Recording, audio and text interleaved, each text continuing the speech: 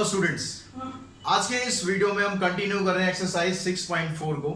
पिछले वीडियो में हमने इसके क्वेश्चन 4 कर लिए थे। इसके अलावा मैंने थ्योरम भी आपको बताई थी जिसमें एरिया ऑफ सिमिलर ट्रायंगल के बारे में आपको डिटेल में बताया था, समझाया था कि कैसे अगर ट्रायंगल सिमिलर होंगे तो उसके एरिया की रेशियोज को आप यूज कर सकते हैं। अब इससे आगे हम चलते हैं क्वेश्चन नंबर 5 पर। क्वेश्चन नंबर 5 में आपको दिया हुआ है D E and F are the mid point of side A B B C and C A. Now we have to find the ratio of area of DEF and area of ABC, यानी दोनों triangle के area की ratio find करनी है। अब area निकालने के लिए बच्चों हमारे पास देखो क्या होना चाहिए। एरिया निकालने के लिए हमारे पास या तो half into base into height अगर हमारे पास हो, या फिर अगर हम दोनों ट्रायंगल को सिमिलर कर पाए। तो सिमिलर करने के लिए यहाँ पर देखिए आपके पास क्या क्या दिया हुआ है। सिमिलर करने के लिए आपको थोड़ा सा टाइम मशीन में ट्रेवल करना पड़ेगा, यानी आपको 9th क्लास में जाना पड़ेगा जहां पर आपने पढ़ा था मिड पॉइंट थ्योरम के बारे में। तो मिड पॉइंट थ्योरम में क्या था, अगर आपके पास कोई ट्रायंगल है, उस ट्रायंगल की किसी दो साइड के मिड पॉइंट को अगर आप ज्वाइन करते हो तो तीसरी साइड की लाइन पैरेलल आती है। तो यही कंसेप्ट हम यहाँ पर अभी यूज करने वाले हैं। सबसे पहले हम लेके चलते हैं डी और एफ को। ये दोनों आपको यहाँ पर दिए हुए मिड पॉइंट, तो यहाँ दिखाएंगे because D and F are midpoint of A, B and AC। अब यहां पर जब मिड पॉइंट थ्योरम हमने लगाएंगे, therefore by mid point theorem we can say DF is parallel to BC and DF is also half of BC। अब देखो DF अगर BC के पैरेलल है और BC का ही पार्ट है यहाँ पर BE, इसका मतलब हो गया कि जो DF और B ये दोनों आपस में क्या होने चाहिए, दोनों आपस में पैरेलल होंगे। तो therefore DF is parallel to BE। तो हमारे पास यहाँ से ये रिजल्ट आ गया है कि जो ये साइड है आपके पास DF और B ये दोनों पैरेलल आ गए। अगर हम मिड पॉइंट यहाँ पर यूज करें E और F, तो यहाँ से ये लाइन इसके पैरेलल आ जाएगी। तो आप इसको पूरा प्रूव ना करके सिमिलरली करके दिखा देंगे, similarly EF parallels to BD। अब देखिए ये लाइन हमने यहाँ से इसके पैरेलल प्रूव कर दी और ये लाइन हमने इसके पैरेलल प्रूव कर दी। तो इससे क्या होगा कि दोनों अपोजिट पेयर हैं, आपस में पैरेलल आ गए। तो ये फिगर बन गई आपकी पैरेललोग्राम। क्या बन गई? BEFD is a parallelogram. अब पैरेललोग्राम की अगर आप प्रॉपर्टी यूज करें तो उसमें क्या होता है कि पैरेललोग्राम के जो अपोजिट एंगल है वो क्या होते हैं, इक्वल होते हैं। तो पैरेललोग्राम के अपोजिट एंगल कौन से हो गए यहाँ पर? एंगल बी और एंगल एफ, ये दोनों एंगल आपके इक्वल हो गए। अब इसी तरह अगर इसी कंसेप्ट को हम आगे प्रोसीड करते हैं और हम इस साइड अगर देखते हैं तो यहाँ पर ये जो फिगर आपके पास आएगी, ये वाली फिगर भी क्या बनेगी, एक पैरेललोग्राम ही बनेगी। तो यहाँ से एंगल डी और एंगल सी ये दोनों आपस में इक्वल हो जाएंगे। तो similarly angle C equals to angle D. ऐसे अगर आप तीसरी फिगर में देखें, यहाँ पर एंगल ए और एंगल ई भी आपस में इक्वल हो जाएंगे। और आपको करने की जरूरत अब है नहीं, क्योंकि कम से कम दो एंगल आपको चाहिए बराबर करने और सिमिलर करने के लिए, वो हमने ऑलरेडी यहाँ पर कर दिए हैं। तो इन दोनों से आप दिखा सकते हैं कि triangle DEF similar to triangle ABC। अब यहाँ पर देखो क्या यहाँ पर मैंने सही लिखा हुआ है, ये मैंने अभी जान के लिखा है यहाँ पर DEF ABC, लेकिन क्या मैंने सही लिखा है यहाँ पर? आपको पिछले सिमिलर ट्रायंगल वाली मैंने वीडियो में बताया था कि जब भी आप सिमिलरिटी लिखते हैं तो यहाँ पर कॉरस्पॉन्डिंग पार्ट्स आपके ठीक होने चाहिए, अदरवाइज आगे आपका रिजल्ट गलत हो सकता है। तो यहाँ पर देखो क्या गलती हो रही है, यहाँ पर एंगल ए के बराबर एंगल ई है, तो एंगल ए के कॉरस्पॉन्डिंग एंगल ई होना चाहिए था, यानी यहाँ पर आपको लिखना चाहिए था पहले ई, फिर बी के बराबर एंगल एफ है तो फिर यहाँ पर आना चाहिए था एफ और फिर यहाँ पर आ जाएगा डी। तो ये सिमिलरिटी कंडीशन आपको सही लिखनी बहुत जरूरी है, क्योंकि जब आप आगे इसमें अब यूज करेंगे इसको, ट्रायंगल आपने सिमिलर दिखा दिए, तो सिमिलर ट्रायंगल की जो थ्योरम है उसको अगर आप यूज करेंगे तो वहां से आपके पास क्या रिजल्ट आ गया कि area of EFD divided by area of ABC। दोनों ट्रायंगल सिमिलर है, ट्रायंगल सिमिलर है तो इनकी कॉरस्पॉन्डिंग साइड की स्क्वायर की रेशो बराबर है। अब यहाँ पर आपको कौन सी साइड लेनी है? अगर आप EF लेंगे तो यहाँ से AB आएगी, और यहाँ से अगर FD लेंगे तो BC आएगी। तो कौन सी साइड आपको लेनी चाहिए? आपने एक रिजल्ट यहाँ पर ऑलरेडी निकाल रखा है, DF और BC में रिलेशन बना रखा है। तो यहाँ से हम क्या करते हैं, DF को लेते हैं, DF square divided bye BC square. अब देखो अगर यहाँ पर हम इसको ऐसे ही लिखा रहने देते डी ई एफ, तो यहाँ पर आपका जो रिलेशन आना चाहिए था वो सही नहीं आता और आपका क्वेश्चन गलत होता। तो यहाँ पर इसको हम यूज करते हैं डी एफ की वैल्यू है हाफ ऑफ बी सी, इसको आपने यहाँ पर पुट किया, होल स्क्वायर किया, और इसका स्क्वायर करेंगे 1/4 B C square divided by B C square, ये कैंसिल हो जाएगा और आपके पास area of E F D और area of A B C, इसकी रेशो आ जाएगी 1/4। अब यहाँ पर आपके ये भी क्वेश्चन आ सकता है कि यहाँ पर ई एफ डी एफ पूछा तो गया था डी ई एफ, तो जब बच्चों एरिया लिखेंगे तो एरिया लिखने में आप डी ई एफ लिखो या B D E D F लिखो या डी ई एफ लिखो, मैटर नहीं करता, लेकिन जब आप सिमिलरिटी लिखोगे तब ये जरूर मैटर करता है, तब जरूर ध्यान रखना। अभी आप इसको अगर ऐसे लिख दोगे area of E F D, जैसा क्वेश्चन में पूछा गया, सॉरी डी ई एफ पूछा गया है, तो डी ई एफ लिख दोगे और यहाँ पर area of A B C लिखा रहने देते हैं तो भी कोई दिक्कत नहीं है, क्योंकि एरिया तो सेम ही फिगर का है, इसलिए यहाँ पर आप इसको चेंज कर सकते हो, शफल कर सकते हो, लेकिन सिमिलरिटी में आप इसको शफल नहीं कर सकते। क्लियर होगी बात? नेक्स्ट क्वेश्चन पे चलते हैं। नेक्स्ट क्वेश्चन में आपको क्या दिया हुआ है?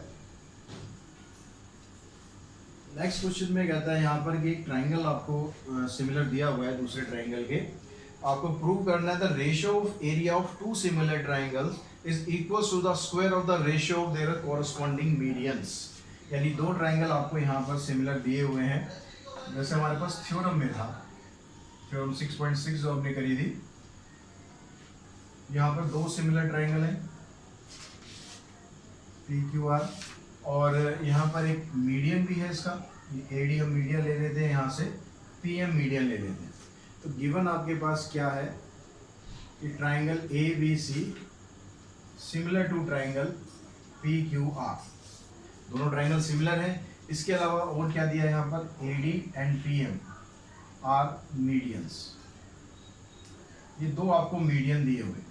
अब मीडियंस का काम क्या होता है ये तो आपको पता ही होगा। मीडियन क्या करता है, यहाँ पर जिस साइड पर ये बनता है उस साइड को दो इक्वल पार्ट्स में डिवाइड करता है, वो हम उसको आगे लिख लेंगे यहाँ पर। अब आपको प्रूव क्या करना है, यहाँ पर प्रूव आपको करना है कि अगर इन ट्राइंगल के एरिया की रेशो आप निकालें, area of A B C upon में area of P Q R, तो ये इसके कॉरस्पॉन्डिंग मीडियन के स्क्वायर की रेशो के बराबर होगा। अब ये चीज हमने थ्योरम में जो पढ़ी थी, थ्योरम में क्या पढ़ा था कि अगर दो ट्राइंगल आपस में सिमिलर होते हैं तो उनकी जो एरिया की रेशो होती है उनके साइड के स्क्वायर की रेशो के बराबर होती है। यहाँ प्रूव क्या करना है, मीडियन के स्क्वायर की रेशो के बराबर होती है। दैट मीन्स यहाँ से एक चीज आपको क्लियर हो जानी चाहिए कि आपको जो साइड की रेशो है उसको मीडियन की रेशो के बराबर प्रूव करना है, बस इतना काम करना है, बाकी थ्योरम अपना काम करेगी और आपका रिजल्ट मिल जाएगा। अब इस मीडियन को हमें साइड के सिमिलर प्रूव करने के लिए करना क्या होगा, ये जो दो ट्राइंगल हैं इन दोनों ट्राइंगल को आपको सिमिलर प्रूव कर देना है। तो इस तरह के क्वेश्चन आप पहले भी करते आए हो, सिमिलर ट्राइंगल वाली जो हमने एक्सरसाइज करी थी उसमें इस तरह का क्वेश्चन आपने किया था। तो यहाँ पर हम देखते हैं कि AD और PM दोनों मीडियन है, तो पहले हम इन्हीं का यूज कर लेते हैं, AD and PM are medians. तो मीडियन क्या काम करता है कि ये साइड को दो इक्वल पार्ट्स में डिवाइड करता है। दो इक्वल पार्ट्स में डिवाइड करने का मतलब है कि जो BD है वो क्या हो जाएगी, हाफ ऑफ BC के बराबर हो गया। Therefore BD equals to half of BC and QM equals to half of QR। हमें साइड यही यूज करनी है इसलिए मैंने यही लिखी है यहाँ पर। आप इसको अगर लिखते हो DC equals to half of BC वो भी ठीक है, BD इक्वल टू DC वो भी ठीक है, लेकिन क्वेश्चन में जो मुझे यूज करनी है मैंने सिर्फ इतना ही यहाँ पर लिखा है। अब हम ट्राइंगल लेते हैं, सॉरी यहाँ पर हम जो सिमिलरिटी दी हुई है triangle ABC similar to triangle PQR, पहले हम इसको यूज करते हैं।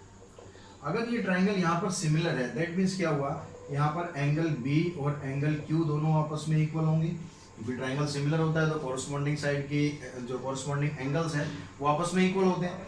अब यहाँ पर अगर साइड की हम बात करेंगे तो साइड में क्या होता है, इसकी जो कॉरस्पॉन्डिंग साइड है उनकी रेशो बराबर होगी, तो AB upon PQ BC upon QR के बराबर होगा। यहाँ तक तो समझ में आ गया आपको। अब अगर हम कहते हैं कि अगर दो रेशो बराबर हैं, उन रेशो को अगर मैं हाफ कर दूं तो क्या रहेगा, बराबर ही रहेगा ना। तो यहाँ पर हम क्या करते हैं, BC और QR दोनों का हाफ कर देते हैं। तो अगर आप BC का हाफ करते हो तो हो जाएगा हाफ ऑफ BC और हाफ ऑफ QR। अब ये हाफ करने का पर्पस क्या है हमारा, देखो हाफ करने का यहाँ पर हमने लिखा था हाफ ऑफ BC BD के बराबर है, तो यहाँ से हम ये रिजल्ट में पहुँच जाएंगे कि AB और PQ की जो रेशो है वो BD और QM की रेशो के बराबर है। अब यहाँ से देखो आपने इसकी रेशो और इसकी रेशो ली और इसकी रेशो के बराबर प्रूव कर दिया, और इन दोनों साइडों के बीच में जो एंगल आ रहा है वो एंगल ऑलरेडी आप प्रूव कर चुके हो। तो इसका मतलब क्या हुआ, ये जो छोटा ट्राइंगल जो मार्क किया हुआ है मैंने, ये दोनों ट्राइंगल आपस में क्या हो गए, सिमिलर हो गए। Triangle ABD similar to triangle PQM by SAS। अब ट्राइंगल अगर सिमिलर है तो उसकी कॉरस्पॉन्डिंग साइड की रेशो भी बराबर होगी, तो यहाँ से AB अपॉन PQ की जो रेशो है AD अपॉन PM की रेशो के बराबर होगी, होगी कि नहीं होगी। अब यहाँ तक प्रूव करने के बाद हम वापस जाते हैं थ्योरम 6.6 पर। उस थ्योरम में क्या था, अगर ट्राइंगल दोनों सिमिलर हैं, because triangle ABC similar to triangle PQR, therefore area of ABC divided by area of PQR is equals to AB square upon में PQ स्क्वायर। इनके साइड की जो स्क्वायर होते हैं उनके रेशो के बराबर होगी। अब AB अपॉन PQ आप किसके बराबर प्रूव कर चुके हो, AB अपॉन PQ हम बराबर प्रूव कर चुके हैं AD अपॉन PM के, तो यहाँ पर इसकी जगह आपको लिख देना है AD स्क्वायर अपॉन में PM स्क्वायर, और यही आपको प्रूव करना है। अब यहाँ पर ये तो हमने प्रूव कर दिया, इसके साथ साथ एक रिजल्ट और मैं बता दूं, अगर यहाँ पर AD और PM एल्टीट्यूड होते हैं तो भी जो इसका एरिया होगा उसकी रेशो उनके एल्टीट्यूड के स्क्वायर की रेशो के बराबर होगी। यानी कुल मिलाकर आपके पास 3 रिजल्ट बनते हैं अगर ट्राइंगल सिमिलर हो जाए। क्या, अगर ट्राइंगल सिमिलर है तो उनके एरिया की रेशो उनके साइड के स्क्वायर की रेशो की भी बराबर होगी, उनके मीडियन के स्क्वायर की रेशो के भी बराबर होगी, और उनके एल्टीट्यूड के स्क्वायर की रेशो के भी बराबर होगी। तो कहीं MCQ क्वेश्चंस आते हैं, 1 मार्कर क्वेश्चंस आते हैं, तो यहाँ पर आप इजीली इसको लिख सकते हैं। इसके लिए आपको किसी प्रूव को करने की जरूरत नहीं पड़ेगी। नेक्स्ट क्वेश्चन देखते हैं, बड़ा इंटरेस्टिंग क्वेश्चन है, बड़ा इंपॉर्टेंट क्वेश्चन है, एग्जाम में कई बार आ चुका है और इस बार भी आने के चांसेस हैं पूरे। क्वेश्चन नंबर 6 था, मैं अपडेट करना भूल गया था यहाँ पर। अब यहाँ क्वेश्चन नंबर 7 की हम बात कर रहे हैं। क्वेश्चन नंबर 7 कहता है prove that the area of equilateral triangle described on one side of a square is equals to the half of the area of equilateral triangle described on one of its diagonal. तो question को थोड़ा ध्यान से समझो, क्या कहता है कि prove that the area of equilateral triangle described on one side of square. तो एक हम स्क्वायर ले लेते हैं पहले यहाँ पर, एक आपने ये स्क्वायर लिया, ABCD इसको मार्क कर देते हैं। अब क्योंकि स्क्वायर है तो इसकी सारी साइड आपस में इक्वल होंगी, तो इसको मान लेते हैं कि ये x है और ये इसका एक डायगोनल हो गया। और स्क्वायर के जो एंगल्स होते हैं सारे 90 डिग्री एंगल होते हैं, आपको पता ही है। अब इसकी किसी एक साइड पर आपको एक इक्विलेटरल ट्राइंगल बना लेना है, तो हम मान लेते हैं कि भाई ये एक इक्विलेटरल ट्राइंगल है जो इसकी एक साइड पर बना हुआ है DEC। अब क्योंकि ट्राइंगल इक्विलेटरल है, इसका मतलब ये और ये तीनों साइड बराबर होंगी, तो इसकी साइड हो जाएगी आपकी x। अब यहाँ पर इसका एरिया आपको किसके बराबर प्रूव करना है, ये कहता है prove that the area of triangle described on one side of square is half the area of triangle described on one of its diagonal. यानी जो डायगोनल पर ट्राइंगल बनेगा, डायगोनल पे ये डायगोनल ले लिया, कोई सा भी ले सकते हो आप, ये डायगोनल भी ले सकते हो, ये भी ले सकते हो। तो इसके ऊपर जो ट्राइंगल बनेगा, ये ट्राइंगल हमने मान लो यहाँ पर बना दिया, इसका नाम रख दिया हमने AFC। तो आपको बस अब इतना प्रूव करना है कि इस ट्राइंगल का एरिया इस ट्राइंगल के एरिया का हाफ होगा। इतनी चीज आपको प्रूव करनी है। अब इसको प्रूव करने के लिए आपको देखो क्या करना है, आपके पास यहाँ पर क्या क्या दिया हुआ है कि triangle DEF, triangle DEC and triangle AFC are equilateral triangles. और प्रूव आपको यहाँ पर क्या करना है कि area of DEC equals to half of area of AFC, ये चीज आपको प्रूव करनी है। तो हम यहाँ पर स्टार्ट करते हैं स्क्वायर से, कि हमारे पास एक स्क्वायर है जिसकी साइड दे रखी है आपको x। Let ABCD is a square, ABCD is a square of side x। अब क्योंकि ट्राइंगल DEC हमने इसकी साइड पर बनाया हुआ है, इसका मतलब इस ट्राइंगल की साइड भी क्या होगी, वो भी x के बराबर हो जाएगी, because triangle DEC described on one side of square, therefore side of equilateral triangle DEC is also x unit। तो आपके पास इस ट्रायंगल की साइड आ गई कि भाई ये x यूनिट है। अब जो नीचे ट्रायंगल बन रहा है ये बन रहा है इसके डायगोनल पर, तो डायगोनल की लेंथ हम निकाल लेते हैं पहले। डायगोनल की लेंथ क्या हो जाएगी, यहाँ से अगर आप पाइथागोरस लगाओ इस ट्रायंगल के अंदर, बाय पाइथागोरस लगा सकते हैं, क्योंकि यहाँ पर जो एंगल बनता है वो 90 डिग्री का एंगल होगा। तो यहाँ से AC स्क्वायर की वैल्यू आपने निकाली, AB का स्क्वायर, AB की वैल्यू x है और BC की वैल्यू भी x है, तो ये आ गया 2x square, that means AC की वैल्यू आ गई √2x। अब जो दूसरा ट्रायंगल बना है ये इसी बेस के ऊपर बन रहा है, वो भी इक्विलेटरल है, यानी उसकी साइड क्या आ जाएगी √2x। तो therefore side of equilateral triangle AFC is √2x unit. अब दोनों इक्विलेटरल ट्रायंगल की देखो साइड आपको पता चल गई, और हमने जो सिमिलरिटी जब स्टार्ट करी थी, सिमिलरिटी में सबसे पहले मैंने आपको ये चीज़ जरूर बताई थी कि जो भी सिमिलर इक्विलेटरल ट्रायंगल्स होते हैं या कोई भी रेगुलर पॉलीगन्स होते हैं वो हमेशा सिमिलर होते हैं। उनके लिए कोई साइड हो, कोई कुछ भी हो, किसी तरह की भी साइड हो, तो चाहे 3 सेंटीमीटर हो, 4 हो, 5 हो, 10 हो, अगर इक्विलेटरल है ट्रायंगल तो हमेशा वो सिमिलर होगा ही होगा। तो यहाँ पर आपको उसी को यूज करना है कि दोनों ट्रायंगल यहाँ पर सिमिलर हैं, इसलिए दोनों ट्रायंगल आपस में क्या हो गए, सिमिलर हो गए, because triangle DEC and triangle AFC are equilateral, therefore triangle DEC similar to triangle AFC। अब ये दोनों ट्रायंगल अगर सिमिलर आ गए तो इनके एरिया की रेशियो अगर हम निकालते हैं तो इनके एरिया की रेशियो क्या आ जाएगी, area of DEC divided by area of AFC, इनके साइड के स्क्वायर की रेशियो के बराबर।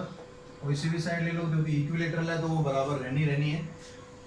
तो D की वैल्यू होगी आपके पास x, AF की वैल्यू भी x होगी क्योंकि ट्रायंगल इक्विलेटरल है, कोई सी भी साइड आप लोगे तो √2x स्क्वायर। यहाँ पर आपने इसको कैंसिल किया, x पहले स्क्वायर किया, स्क्वायर करने के बाद आपके पास आ गया कि एरिया ऑफ DEC अपॉन में area of AFC equals to 1/2। अब यहाँ से बस आपको क्या करना है, क्रॉस मल्टीप्लाई कर देना है, एरिया ऑफ AFC को इधर पहुँचा देना है, तो एरिया ऑफ DEC की वैल्यू आ जाएगी आपके पास हाफ ऑफ एरिया AFC, और यही हमें प्रूव करना है। तो मैंने आपको यहाँ पर पूरा एक्सप्लेन करके बताया, पूरा समझा के बताया, किस तरह से आपको लिखना भी है ये भी समझाया है। तो ये क्वेश्चन आई होप आपको अच्छी तरह समझ में आ गया होगा, और एग्जाम में आता है तो आपके लिए चुटकियों का खेल होने वाला है ये। तो उसके बाद क्वेश्चन, तो बच्चों क्वेश्चन नंबर 8 में देखो आपको क्या दिया हुआ है। 8 में कहता है ABC and BD are 2 equilateral triangle, दोनों ट्रायंगल क्या है, इक्विलेटरल दिए हुए हैं, और साथ में ये भी दिया आपको D जो है वो BC का मिड पॉइंट है। तो D हमने यहाँ पर BC का मिड पॉइंट ले लिया, एक ट्रायंगल ABC हो गया और एक ट्रायंगल हो गया BDE, दोनों क्या है, इक्विलेटरल ट्रायंगल है। अब ट्रायंगल जब इक्विलेटरल होते हैं तो दोनों आपस में क्या होते हैं, हमेशा सिमिलर होंगे। पिछले क्वेश्चन में हमने किया, एक है triangle ABC and triangle BDE, both are equilateral triangle. अगर ट्रायंगल इक्वल है, इसका इक्विलेटरल है, इसका मतलब दोनों ट्रायंगल आपस में यहाँ सिमिलर हो गए। अब यहाँ पर अगर ट्रायंगल सिमिलर हो गए, इसका मतलब क्या हुआ है, अगर आप इनके एरिया की रेशियो निकालते हैं, area of ABC and area of BDE, तो यहाँ से अगर आप लेते हैं कि इसकी कॉरस्पॉन्डिंग साइड के स्क्वायर की रेशियो के बराबर हमने ले लिया।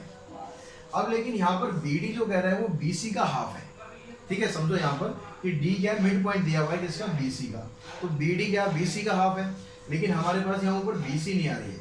लेकिन यहाँ पर आपको ये भी तो दिया हुआ था कि ट्रायंगल इक्विलेटरल है, तो ट्रायंगल अगर इक्विलेटरल है तो आप AB की जगह BC तो लिख ही सकते हैं, और नीचे यहाँ पर BD आ गया, ठीक है। यहाँ पर आप रीजन दे दें, because triangle is equilateral, triangle ABC is equilateral. अब इसके बाद आप यहाँ पर यूज करें कि जो BD की वैल्यू है वो क्या है, हाफ ऑफ BC के बराबर है, तो BD की जगह आप पुट कर देना हाफ ऑफ BC अब आप इसका स्क्वायर करते हैं, इसका स्क्वायर करने पर क्या आएगा, BC स्क्वायर अपॉन में 1/4 BC स्क्वायर। तो BC स्क्वायर कैंसिल हो जाएगा, 4 ऊपर शिफ्ट हो जाएगा, यानी जो रेशो आपकी वो आ जाएगी 4:1। MCQ क्वेश्चन था, उसमें आपको आंसर भी दिया हुआ है, लेकिन आपको एक्सप्लेन भी करना आना चाहिए किस तरह से आप इसको एक्सप्लेन करेंगे। नेक्स्ट क्वेश्चन में कहता है कि side of 2 similar triangle are in the ratio 4:9।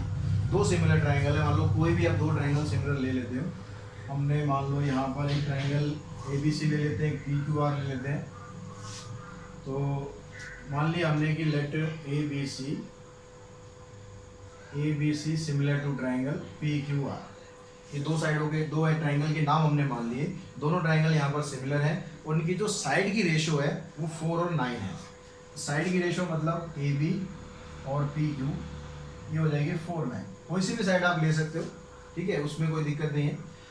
अब कहता है area of this triangle are in the ratio, तो इनका जो एरिया होगा वो इस रेशो में आएगा। अब ट्राइंगल क्योंकि यहाँ पर सिमिलर है, तो अगर आप इसका एरिया निकालोगे, एरिया ऑफ ABC और एरिया ऑफ PQR, तो ये किसके बराबर हो जाएगा, AB स्क्वायर अपॉन में PQ स्क्वायर। अब AB और PQ की रेशो 4:9 है, तो उसको अगर आप यहाँ पर पुट करते हो तो 4 का स्क्वायर कर दोगे और 9 का स्क्वायर करेंगे, यानी 16 अपॉन में 81 आ जाएगा।